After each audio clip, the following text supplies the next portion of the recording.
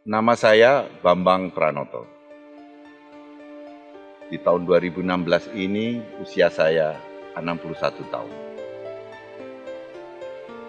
Sejak 2002 saya tinggal di Bali.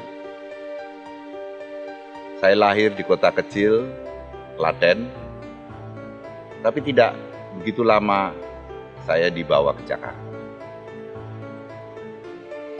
Saya besar di Jakarta, SMA di Jogja, Universitas di Salatiga, dan akhirnya bekerja di Jakarta lagi. Dari tahun 82, saya bekerja di perusahaan Philips Corporation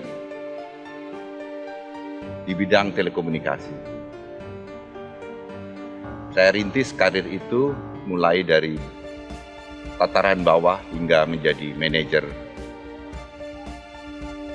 Dan di tahun 1995,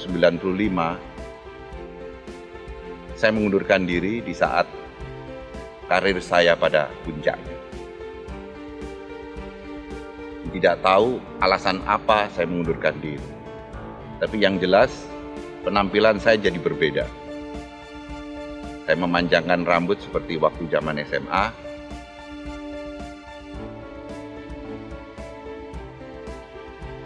Dan melakukan hobi-hobi saya yang dulu sempat tertinggal selama saya bekerja.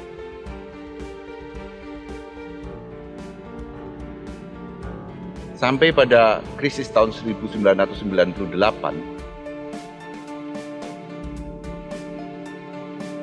saya mulai belajar tentang apa yang disebut spiritual. Ada dua buku yang menarik saya di saat itu. Satu, buku Autobiography of Yogis yang diterjemahkan oleh Pak Anand Krishna. Yang kedua, Gayatri Mantram yang ditulis oleh Imade Titip.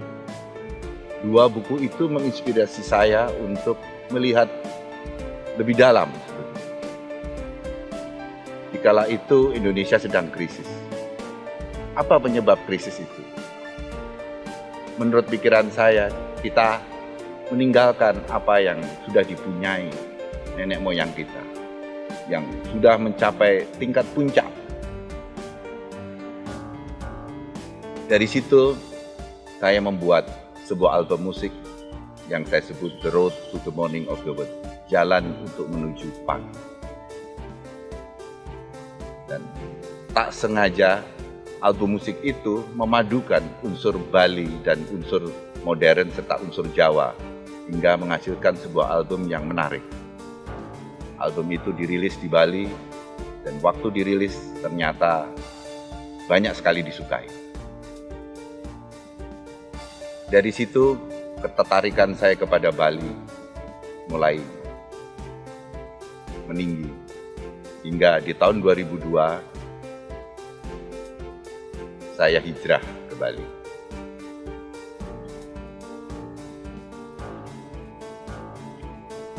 Dengan tidak tahu apa yang mesti dikerjakan di Bali.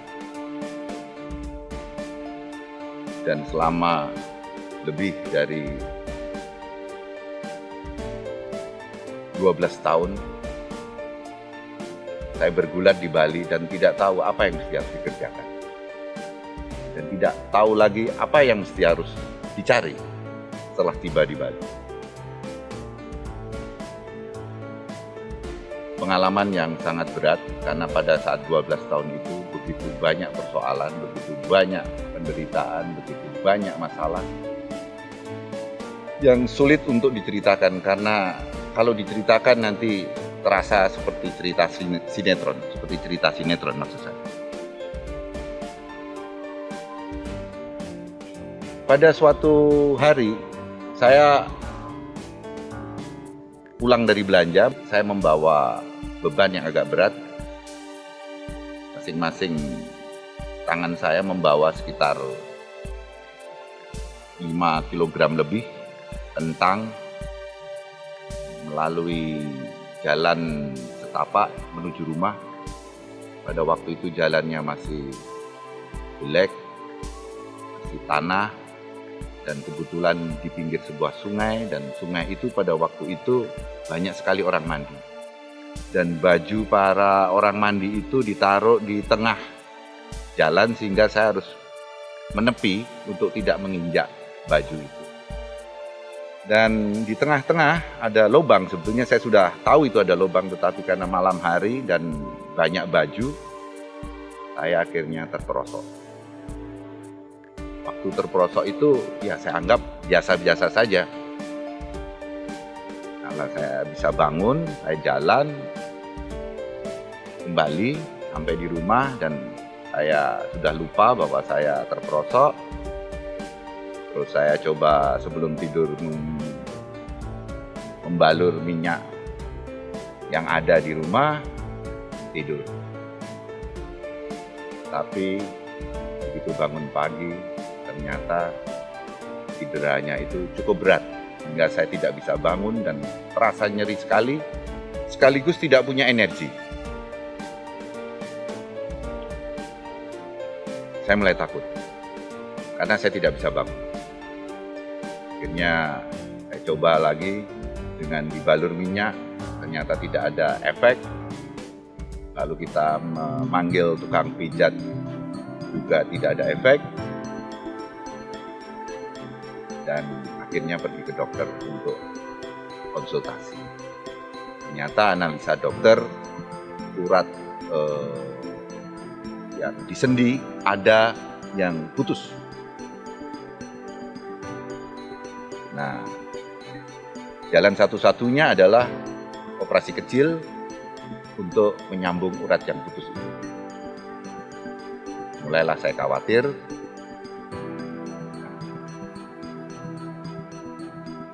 Saya punya prinsip bahwa sebetulnya tubuh kita bisa menyembuhkan dirinya sendiri. Kalau saya dioperasi, ya artinya saya menghalangi tubuh saya untuk menyembuhkan dirinya sendiri.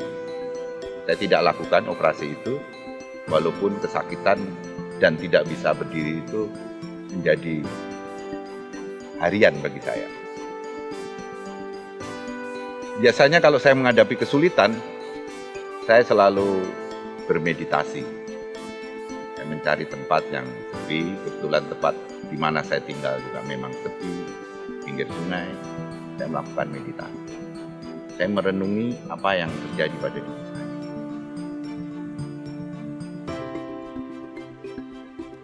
Karena kejadian saya jatuh ini kelihatannya sepele tapi akibatnya berat ini, saya merasakan bahwa ini semacam jendela untuk saya bisa melihat sesuatu. Di dalam meditasi saya muncullah inspirasi. Kenapa kamu tidak bikin obat untuk dirimu sendiri? Obat seperti apa? Cara bagaimana? Dengan bahan apa? Pertanyaan itu mengiang di kuping saya dan saya masukkan di dalam meditasi saya. Dan tiba-tiba saja pertanyaan itu terjawab. Saya melihat deretan bahan-bahan yang untuk bikin obat saya. Termasuk caranya dan bagaimana itu mengolahnya. Dari situ muncullah ide untuk membuat minyak.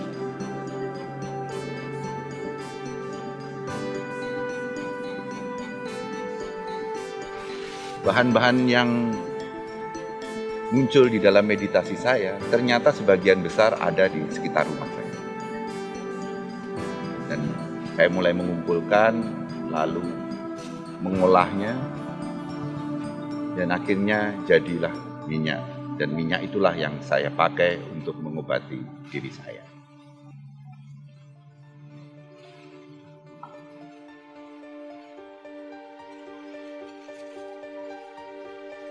Pertama kali saya balurkan di tempat sakit saya itu,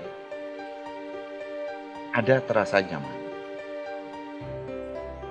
Ini yang membuat saya menjadi optimis, karena ada rasanya. Walaupun tetap saya tidak bisa berdiri. Cuman ada rasa nyaman. Jadi kepercayaan diri saya meningkat. Dari situ saya mulai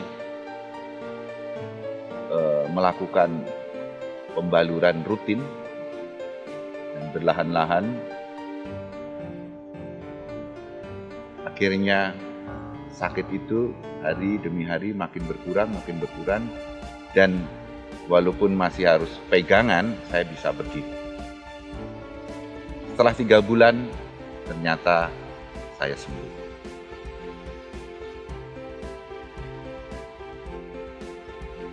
Kala itu saya bikin agak banyak minyaknya. Jadi saya punya koleksi banyak. Dan setiap teman datang, saya berikan minyak itu. Dan saya katakan ini bisa menyembuhkan berbagai penyakit dengan nada agak sombong sebetulnya.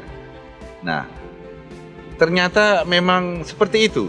Ada seorang teman yang anaknya kembung, tidak bisa BAB, sudah ke dokter juga tidak sembuh, begitu dibalur minyak, langsung BAB-nya luar biasa dan anak itu menjadi sembuh.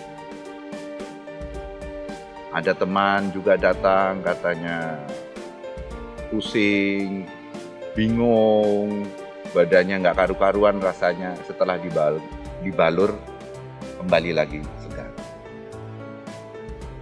Dan kejadian itu berturut-turut. Saya mulai melihat bahwa ini minyak pasti ada sesuatu. Sebelum minyak itu ada atau kejadian saya jatuh, karena pada waktu itu ada seorang teman yang ingin dibantu untuk pemasaran sebuah merek minyak, dan akhirnya kita bekerja sama memasarkan minyak itu. Ternyata berhasil minyak itu, tapi tidak tahu apa yang terjadi. Di tengah jalan produser minyak itu ada masalah dan akhirnya tidak dilanjutkan pemasaran. Nah, saya ingat benar waktu hari terakhir kita pergi ke produser minyak itu, dan setelah produser minyak itu memutuskan untuk tidak melanjutkan menggunakan distributornya, di tengah jalan saya bicara, pada suatu waktu saya akan bikin minyak untuk kamu. Kejadian itu kira-kira 2 tahun sebelum minyak kutus-kutus muncul. Nah, sekarang minyak itu sudah ada di tangan saya. Saya undang ke rumah dan kita berbincang-bincang tentang minyak itu. Ya, akhirnya kita sepakat bahwa ingin memproduksi minyak ini menjadi komersial. Kita belum punya desain, belum punya nama, belum punya merek maksud saya. Dan juga kualitas minyak yang sekarang, waktu itu ada yang saya buat maksud saya, itu kurang bagus. Terutama di sini aromanya. Jadi dari situlah saya mulai mencoba melakukan percobaan hingga pada suatu titik ternyata jadilah minyak kutus-kutus yang seperti yang sekarang beredar. Sekarang merek atau nama, apa namanya? Macam-macam usulan yang saya sampai lupa usulan apa saja, tapi yang jelas banyak usulan nama dan semuanya tidak menarik. Pada suatu hari saya pergi ke Tampak Siring, mungkin teman-teman pernah datang. Malam hari, kebetulan sepi jadi nggak banyak orang. Biasa kami dengan teman-teman tuh melukat di sana malam-malam karena sepi, enak, airnya juga lebih dingin dan rasanya tuh tentram. Begitu saya turun dari mobil, nggak tahu dari mana ada seorang dengan baju putih-putih Bali, baju untuk pergi ke pura, menepuk bahu saya dan mengatakan kepada saya, dia bilang dalam bahasa Bali, tolong minyaknya segera dibuat, nanti dikasih merek kutus-kutus ya. Saya kaget dan terpana, loh ini siapa kok tahu saya bikin minyak, dan langsung memberikan merek atau memberikan brand, di mana pada saat itu saya sedang memikirkan brand apa yang paling cocok. Dia bilang kutus-kutus. Saya bingung, kutus-kutus apa ya artinya? Dan orang itu begitu saja pergi, dan saya masih terpana, bengong-bengong begitu. Terus melanjutkan melukat, dan setelah melukat saya pulang, saya renung-renungkan, kutus-kutus, apa ini kutus-kutus? Akhirnya muncul kutus-kutus itu ternyata angka Bali untuk 8. Jadi 88. Langsung saya tahu maksudnya. Karena angka 8 ini adalah infinity. Angka 8 ini juga untuk beberapa tradisi, terutama di Cina, ini adalah angka hoki lah. Dan hoki yang tidak putus-putus.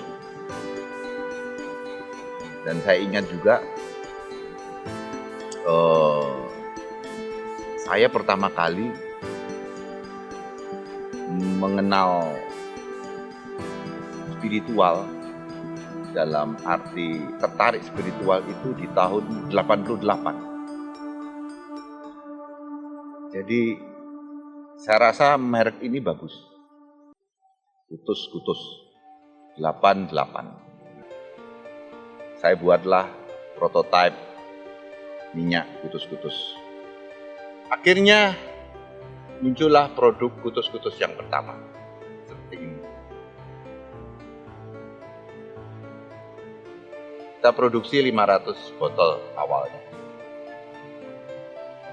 Kita coba pasarkan, ternyata tidak berhasil.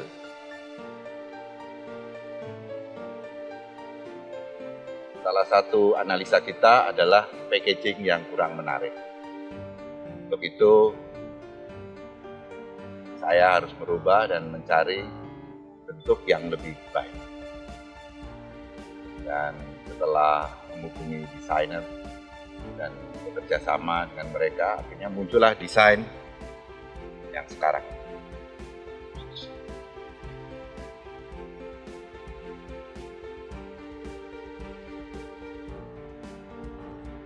Kita produksi awalnya sekitar 1000. Itu pun juga di awal-awal pemasaran kurang baik.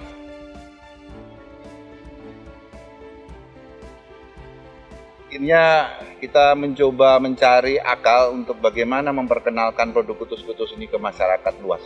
Bagaimana caranya? Timbul ide untuk melalui dunia maya. Di sini adalah Facebook. Setelah itu kita buat Facebook pertama yang kalau mungkin ada yang masih mengenal, Healing Oil of Kutus-Kutus. Kenapa di depannya ada Healing Oil? Karena pada waktu itu Healing Oil sedang ngetrend. Jadi kata Healing Oil itu menjadi trendsetter. Untuk itu kita pakai Healing Oil di depan agar orang dengan mudah mengenal kita. Cukup lama Healing Oil itu muncul, tapi pemasaran pun juga tidak bagus yang seperti kita inginkan. Walaupun ada 1-2 mulai membeli kutus-kutus. Dan waktu itu kita ada ketemu ya di tempat saya. Saya ingat itu tanggal 16 Desember 2013 membuat yang disebut fanpage. Saya kurang tahu apa itu fanpage pada waktu itu. artinya Facebook tapi yang berbayar. Saya juga bersama-sama diminta untuk menjadi adminnya, untuk ngurus itu, fanpage Kutus-Kutus. 16 Desember 2013 itu adalah hari pertama kayaknya, karena saya duduk di pantilan itu dengan atau ada semacam tanda bahwa Kutus-Kutus fanpage mulai disukai dan mulai banyak yang datang dan berkunjung. Dan akhirnya dengan Kutus-Kutus fanpage itulah minyak Kutus-Kutus bisa tersebar ke seluruh Indonesia. Yang menarik pada waktu itu, Kutus-Kutus fanpage itu satu hari bisa sekitar 30 artikel, yang artikelnya tidak hanya soal Kutus-Kutus tapi bermacam-macam, yang sangat disukai oleh banyak para Facebooker, hingga likersnya sampai 55.000. Dan dari situlah muncul banyak reseller. Dari situlah juga Kutus-Kutus berkembang ke seluruh Indonesia sampai sekarang. Dan tidak tahu bagaimana pada sekitar akhir tahun 2014, awal 2015, fanpage Kutus-Kutus dihentikan oleh Facebook hingga akhirnya berhenti total. Tetapi Kutus-Kutus sudah terlanjur kemana-mana dan kita sudah mempunyai ratusan reseller dan mempunyai 7 depo.